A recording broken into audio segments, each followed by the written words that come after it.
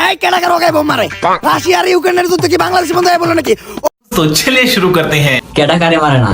আমি তো হিজরাতে সত্য, আমি হিজরারে মারি। আর আপনি তো হিজরা, আমি আপনার ঠেলা দিয়ে খেলা শেষ করে দেবো, বুঝেন নাই? ঠিক বলেছো। খেলা শেষ হয়ে যাওয়ার আগে বাইরেও তাড়াতাড়ি বাইরো, বোম আমগো পিছনে পড়ার আগে বাইরো। এই কি হইছে? চলে এসেছে আমাদের রিয়াদ ভাই। ও সরি, রিয়াদ কাকি। হালার পুত তুই সারা জীবন গেমই খেলবি। ওইদিকে নায়ক সাকিব খান নায়িকা গুলোকে বিয়া বিয়া খেলতে খেলতে হ্যাটট্রিক করে। গুষ্টি মারছে। উমর ভাই কত সুন্দর অভিনয় করে রে। উমর ভাই তো অভিনয় সেরা রে।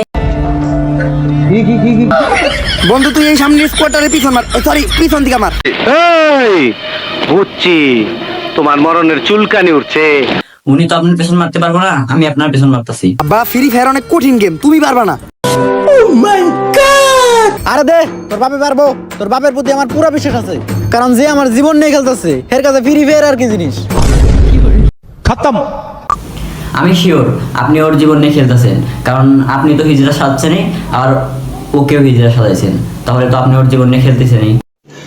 रुको जरा सबर करो। হ্যাঁ আমি পোলা।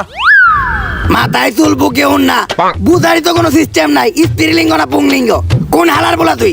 আরে আব্বা আমি আপনারই পোলা। আপনার তো নাই, তাও আপনার লুচ্চামি গেল না। আপনি তো হিজরা, আপনার টিম মেম্বারের দেহ বানাইতেছেন হিজরা।